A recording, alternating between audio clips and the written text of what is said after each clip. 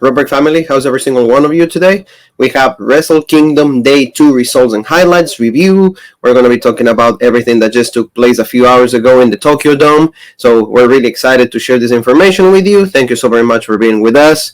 Thank you for the love and support that you give us every single time, with like subscriptions, comments throughout the social media world. We really appreciate it. So for our fans, if you guys want to check Wrestle Kingdom Day 1 review results, they're in the page, so please check that out. Like a lot of great matches, Kota Ibushi against Tetsuya Naito, that was the main event for the double championship, and you guys can see Jay White. We're going to be talking about Switchblade in a little bit, so also great matches like Kazuchika Okada and Will Ospreay.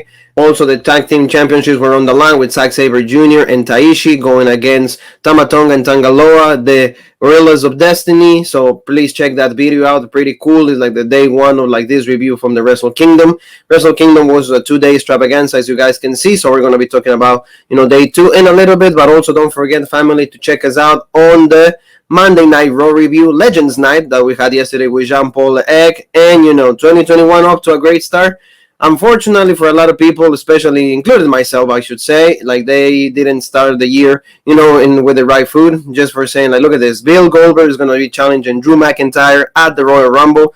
The reasons for that, supposedly, they come up with this decision like during the weekend, and that's why they chose Bill Goldberg out of anybody else. When like the whole storyline that they were having, like the teases, the seeds that they were planted, claim for Sheamus to be the number one contender and go friend versus friend, for the WWE Championship. They didn't do that, and they went with the option of Bill Goldberg. And also, like, the show didn't even end it with a clear picture of what's going to happen, because like for timing issues, the show got to be cut short, so we didn't see like really what really took place over there. But this is what we're going to get at the Royal Rumble, and WWE, that's their way of WWE to shot back at like New Japan Pro Wrestling, and that's bringing Bill Goldberg against Drew McIntyre. So family, let's try not to think that that's going to be a great match. We'll see what just happens, but we'll be covering every single thing that we do in Raw Break. So now, family, let's move on to Wrestle Kingdom. Like I said, a pretty great event, and we had, again, another 12,000 people. 12,500 is what it says. The venue was capacity of 55,000, but everybody in Japan has been following the procedures, taking care of themselves. We know the pandemic is still among us, so they've been trying to reduce the amount of people in the building just to like be more safe and do not spread the virus anymore. And we had like the closing moments of night 1. There was like you see Kota Ibushi. Kota Ibushi wins the double championship, both the IWGP Heavyweight and the Intercontinental. That was absolutely amazing, and is pretty much this is Kota Ibushi's year. But in the eyes of Jay White Switchblade, it was going to be cut short because he wants to have this opportunity, and this is going to be the main event that we have for you guys today. So let's start for like the first match that we got, and that was Never Open Weight Championship, and this is Shingo Takagi going against Jeff Cobb. For the ones, family, you remember, Jeff Cobb was also, he did a few appearances. I think it was 2 appearances on AEW. He didn't end up signing with them. He actually signed with New Japan, and the main reason for that is because he believes that like the best type of competition or like the best promotion in pro wrestling right now is New Japan, so he went here. And Shingo Takagi is the Never Open Weight champion. They had a really good match. The crowd was even popping before they even start locking up, so it was really good. And this championship should be considered like the badasses champions, just because it's like guys that like the level of brutality, the explosiveness, and the intensity, hard hitting is just right there. So it was a pretty great match. And the action, as you guys can see, just move on to the outside. Like soon after, Cobb and Takagi hit a belly-to-belly suplex. As you guys can see, also Cobb went for a crucifix powerbomb from the apron to the floor. Both men, like, they got really good offense on each other. At moments, it was a little, like, pace it out, just because, like, this type of matches, they tend to, like, last a lot longer than the matches, like, in WWE, AEW, like, in American promotions. So that's why they had to, like, just space it out a little bit. But then Cobb went for the Tour of Violence, and that's his finisher move. But Takagi then escaped. And, then Shingo follow up with, like, the main in Japan for a near fall. The main in Japan is, like, one of, like, his, like, signature moves. It's not the finisher move that he does, but that's also, like, a Godrach powerbomb. It was a really good move. And you guys saw like the intensity from both men, from Takagi and Jeff Cobb.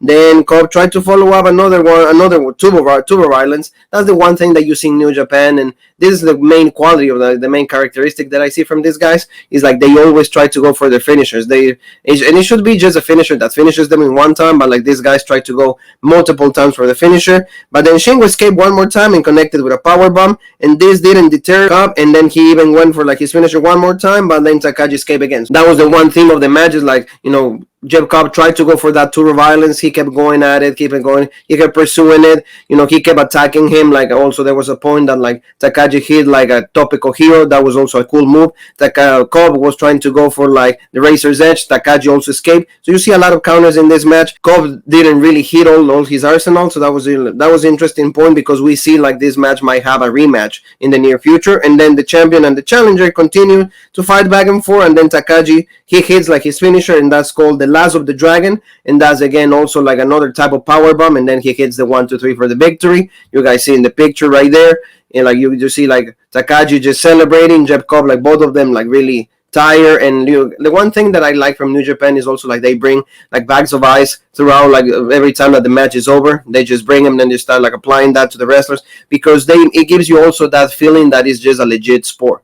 It's not like in WWE or like in any American promotion. This is not criticism. It's just saying like it's a different type of handling, professional wrestling, how they do that. So it was really cool. And like I said, Shingo Takagi retains the championship. And like I said, this is mentioned for everybody that they're going to have a match in between, in the near future. They said like also they could have other type of challengers. But like this is more considered like the badasses championship. It's just like guys that are really tough, that like they are really strong, and that's why like they're considered like contenders for this type of championship. So family, now let's move on to the next match, and this is the special singles match, and this is Sanada and Evil. Evil, was the former double champion. Also, like he was the one that like dethroned Tetsuya Naito early in the year, and also then Tetsuya Naito will get the title back, and that's why Tetsuya Naito was defending, like yesterday for the championships. And the expectations of this match is like whoever won this, he was gonna face Kota Ibushi or Jay White. Whoever will win the championship in the main event, this will be the number one contender per se. It wasn't called that, but like people actually were expecting that. They were saying that this will be one of the predictions. Whoever won from this match. This match also like is like two best friends. They were a tag team. The Dark Bullet Club on Evil. He's also Io Shirai's boyfriend. And Sanada, like I think Sanada is also like kind of like the future of New Japan. He's been having great matches. And Evil had a really decent run as a champion, but I don't think that like he was over in American audiences. Not a lot of people knew who he was, and that's why maybe they gave the title back to Tetsuya Naito really quick, just because like they needed like somebody that has more of a name value. But Evil took control like of the match soon after, placing a chair around Sanada's neck and using another chair to drill his former tag partner in the face. Then there was a like Dick Togo. That's actually Evil's like a manager, or like his like insurance policies, his assistant. Like for example, like Carmella has one, so that's why like he was there. Like he also was trying to hit him with a chair to Sanada. He was playing like a factor in the match, so that was cool. And then that allowed Evil some of the advantage in the match. But then Evil connected with a superplex and locked in the Darkness Scorpion. It was like the same thing as like the sharpshooter, as you guys can see in the picture. Then he followed up with a TKO for a near fall and tried to hit like his patent moonsault. That's Sanada's finisher. You can see that like Io Shirai maybe learned from them, but Evil rode out of the way. The intensity of these two guys was really cool. Like the match was actually the speed of it, the pace of it. It was really good. Like the rhythm, it wasn't like much spaced out like the other matches. So I really appreciate that. And Sanada was like he's more quicker. He tries to have the sequences a lot faster than Evil. Evil is more like a Kevin Nash. Like the moves are really strong, hard hitting, and that's like the explosiveness of like Evil is what is giving really the advantage. They were grappling for a long time, and then Evil grabbed the official, which gave Dick Togo the chance to actually distract and like pull some pressure on Sanada. And then, he was actually working on the neck, but then, Sanada get out of the way, used his strength to break free, and then Togo went crashing to our table, and then, he crashes to the table. They did that spot in the WWE many times, and actually this spot was actually a little sloppy. It went really slow for my taste, but it was good regardless. And, the tables that the New Japan people have are way different than the WWE, so actually they look more believable in this situation. Then Evil had to fight all alone and try to hit Everything's Evil, but then Sanada blocked the move, and then a low blow attempt and follow up with like Everything Sanada. and then the pop-up TKO is like a cutter, beautiful cutter that Sanada does. Then he climb up, and then he hit the moonsault for the 1, 2, 3, and then Sanada gets the win, as you guys can see in the picture. Sanada was I think he's the right winner because Evil had his time, and especially this match, like I said, two former friends, two former tag team. They were attacked before. I'm pretty sure they were champions at some point. So this is more like, hey, we were best friends and they betrayed each other. But now Sanada, with this win, he became the number one contender for what we will see later on in the night. So it was pretty cool. And, like I said, Sanada gets the win with a moonsault. 1, 2, 3. Family, let's go to the next match. And this match is for the IWGP World Junior Heavyweight Championship, and that is Taiji Ishimori, the champion, going against Hiromu Takahashi. You guys know from the video from yesterday, Hiromu Takahashi got his right to face the champion because he beat El Fantasmo. Absolutely great match. El Fantasmo gave us a great show. For a lot of people, it was the first time that we got to see El Fantasmo. So we're really excited to see him more in the future. And then Hiromu Takahashi, I can tell you, family, they're grooming him to be like the face of New Japan. Maybe by the end of the year, I can just see last year he beat Ospreay, now El Fantasmo, and now Taiji Ishimori. He's been having great wins all over the year. So I think that next Wrestle Kingdom, he's going to be headlining that pay-per-view or that event. I'm pretty sure, at least that's my prediction, because he has a lot of fandom. The outfits that he wears are very flamboyant, reminds me of Macho Man Randy Savage. That's one of the quality that Hiromu Takahashi has. He's also very resilient. The level of resilience that this guy has is amazing. So it was a really, great match.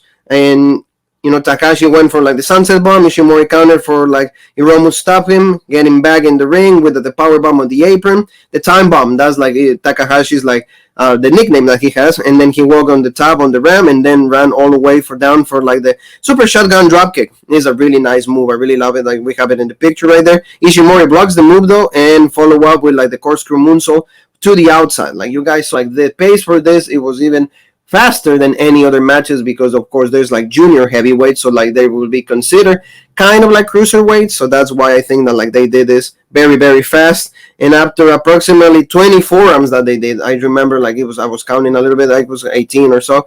Ishimori changed up his offense and targeted Hiromu's shoulder by throwing him into the ring post and then following up with a shoulder breaker. I like that move. The execution was good. He then locked the yes lock. Is Daniel Bryan, or we can say the crossface. The crossface that Chris Benoit used to do and transition into the double arm lock. But then you see Ishimori was trying to secure that win. He was trying to tap Takahashi. But remember we mentioned yesterday that Hiromu got his hand injured. We didn't know if it was broken or was just an injury. But it never played a factor here. So I don't know why they either forgot about it or they didn't just want to cashed in on this situation, but they never mentioned the hand because it should have been easy to tell a story just focusing on the hand because he got injured with El Fantasmo from this move that he did. So El Fantasmo injured his hand at some point, and you could see when he won the match, then they broke the bag of ice and he was holding it. So they didn't even use that. And then Hiromu got more of the upper hand. Then he went for the time bomb one more time, but Ishimori eventually countered him into the bone lock, applying a lot of pressure and injuring the shoulder. So here's the match. Instead of focusing on the hand, it was more the shoulder. Ishimori then went for the bloody cross. It's very similar to 1916 that Finn Balor does. And then Hiromu reversed it into the corkscrew victory royal. Then he picked him up. You guys can see both of them are really tired. And then he connected the time bomb too. And then he gets the victory. And then we have, guys, a brand new IWGP Junior Heavyweight Champion in the person of Hiromu Takahashi. Extremely great match. I'm really, really thinking that Hiromu, like I said before, he's going to be the one headlining Wrestle Kingdom 16 just because of the amount of wins and the type of people that he's beat throughout this whole year and last year. So he deserves the win. Everybody was very excited to see the Ishimori, a pretty good champion that unfortunately he lost the belt today, but I have a lot of faith in him also. So we'll see what they do with him. But like I said, Takahashi, his next step, of course, defending the championship, but I feel the next progression for him is actually go against, Kota Ibushi, Tetsuya Naito, one of the main guys, the top guys in New Japan Pro Wrestling. So family, it is time for the main event, and now we're going to be talking about the IWGP Heavyweight and Intercontinental Championships. Both double championships are defended at the same time, and the champion is Kota Ibushi. He just won the championship last night, and he was going to face Switchblade Jay White. It was really cool how Jay White came out yesterday, and then he just said, hey, your title reign is going to be so short, don't even worry about it. It's just going to be one day. So if people thought that Christian was going to have a pretty short run, hear this, or Mankind. So just get ready for that, Coda. A lot of people were actually predicting that Jay White was going to be the champion because Jay White is a heel, so it's a lot easier to have the championship on a heel and then Kota Ibushi chase after the championship. But this wasn't the case. And the one thing I like to mention, like Jay White plays with the crowd so amazingly. His character is so good as heel. Like he plays it like extremely well, and that's the one of the quality that like a lot of people in other promotions don't have. He just played with the crowd, played with the referee, all of that, cause like distraction, make your opponent like lose his focus, like just distract him with every single thing that you can do. And that's something that Jay White like does. Like I said, he talks to everybody in the crowd. He talks to the announcers. He talks to the referee. He talks to even Coda. Like he was actually clapping when the match started. So like kind of like get the crowd to react. So that he did that really well. And also, guys, this match went to actually the annals of history just because his match was actually the longest match in the history of the Tokyo Dome. It was actually 48 minutes and 5 seconds. These two guys beat each other with everything that they had. And as you guys can see in the picture, like Kota Ibushi, you gotta like pretty much praise this guy to the moon just because in 2 days he had 2 extremely long matches. So you see the type of resiliency that this guy has, the shape that he has, the level of athleticism that he has, explosiveness, hard-hitting moves, and also like the quality of an athlete that he is. I just cannot talk better about him. I cannot even say more stuff because I think I've just covered it all. But like Jay White also put on what a really great show. They hit each other with everything. They told us a really good story. The one thing, it was a lot paceful. Like I said, it's 48 minutes, so they had to like, they had times that like they were just like on the outside, like they were just waiting for the count out, things like that. But in the end, it was absolutely a great show. Like I said, this match, also, like Ibushi, he hits like his first move in the 20 minutes into the match and connected with the Bastard Driver. And then he tries to follow up with the Bomaye, but then Jay White reverses it into the belly to back suplex and follow up with like Uranagi for a near fall. Switchblade is absolutely amazing. Like I said, I don't know if he ever goes to WWE or like AEW. He has a great character. He could be one of the greatest heels. He's not as over as MJF, or he doesn't play his character as like heel as MJF, but I feel like his own style, he fits him really well. And I think that like he has a bright future if he ever decides to leave New Japan. I think he'll be really over in America and also in the UK. One thing that like Kota Ibushi was trying to hit like really early on in the match, and he was actually trying to, as the match kept progressing, it was like his finisher, and that's the Kamigoye. So but you saw like Jay White actually, when Ibushi was trying to get both of the arms to go towards him, like Jay White will like easily pull himself out, just try to block it like however he could. He will like kneel, he will bend down, he will do things like it. So Ibushi wasn't able to hit the move, so that was really good. Geto, that does Jay White's, like he's like his assistant or his manager, he was trying to hit the Kota Ibushi, he was trying to hit the champion with the brass knuckles, but then Ibushi blocked him, and then he drilled him with the Kamigoye. Like I said, that's the finisher move that Kota Ibushi has, like it's a knee strike. Very similar to what Kenny Omega will do, the beat trigger, but like I said, without bouncing on the ropes and then going for the move. Then Ibushi dragged like the red shoes back into the ring, which gave Jay White time to recover and connect with the Blade Runner. That's a beautiful move. Like for the ones that don't know what it is, it's just the Sister Abigail. And then it looked like it was all over the champion, but just managed to shrug his shoulder from the mat before the 3 count. So both men looked like really exhausted. By this time of the match, they were really exhausted and could barely get up to their feet. And then eventually managed to, like, White, he got like with the ITO. And then White screamed for Ibushi to give up. But the champion made it to the bottom rope. So you saw like the match had a lot of good moments, a lot of like dramatic moments. There was a lot of excitement during the match. So it was really good. And then the final moments of the match, they counter each other's finisher until the point that Ibushi hit a reverse Kamigoye. First to, like I said, to the neck of Jay White, and then he hit another Kamigoye, but then this time to the front, like hitting really hard and then knocking him out. And then he went for like the pin. 1, 2, 3. He gets the pin. He retains the championship. We have Kota Ibushi for a long time as the champion. That was good. Jay White, the whole time, he was actually trying to get the belts. You know what you see in the picture, like he was trying to grab them, and then the referee goes, no, that's not yours, doesn't belong to you. So you saw like the whole story was told beautifully. I really appreciate that, and then he left the ring. Kota Ibushi was right there, but out of nowhere Sanada shows up, and then he, in a very respectful way, that's how they should do. That's how like wrestling should be presented. He wearing a suit. He didn't attack him. He actually went in front to him, and he said, you know what? applause for your win, for your victory, but then I'm challenging you for those championships. So do you accept my challenge? And Ibushi, of course, accepted. So down the line, those will be the main event. Sanada, like I said, he got a big victory over Evil at the beginning of the night, and now he's going to be challenging Kota Ibushi, and Kota Ibushi had his big moment today. So we'll see what happens. But this closed down Wrestle Kingdom, and it was a pretty great show. 2 days of like absolutely great wrestling, legitimacy, and that's how like wrestling should be presented one more time. WWE is not a criticism. We're just saying that we get Bill Goldberg with Drew McIntyre, a champion that is having a really great run, really great title reign, and now Bill Goldberg is in the way. So is it going to win? Is it going to lose? We'll see, but like focusing back on New Japan, that's how you create new stars. I said it in the video before, and I said it this time one more time. I said last year we had, 2 years ago we had Hiroshi Tanahashi, like as a champion. Last year we had Tetsuya Naito. So that you keep brewing new guys. You keep giving the opportunity to carry the company to new guys. And now you have Kota Ibushi. So that's how you present your company. That's how you have also future in your company. That's how you create new stars. By putting the opportunities on different people that can be as good as the former champion or even better. But like that's why something that WWE should do, and not just focusing on the old people like Bill Goldberg. I don't know why he will even need a championship opportunity. I don't know why he needs a title run when he's not going to be every single show.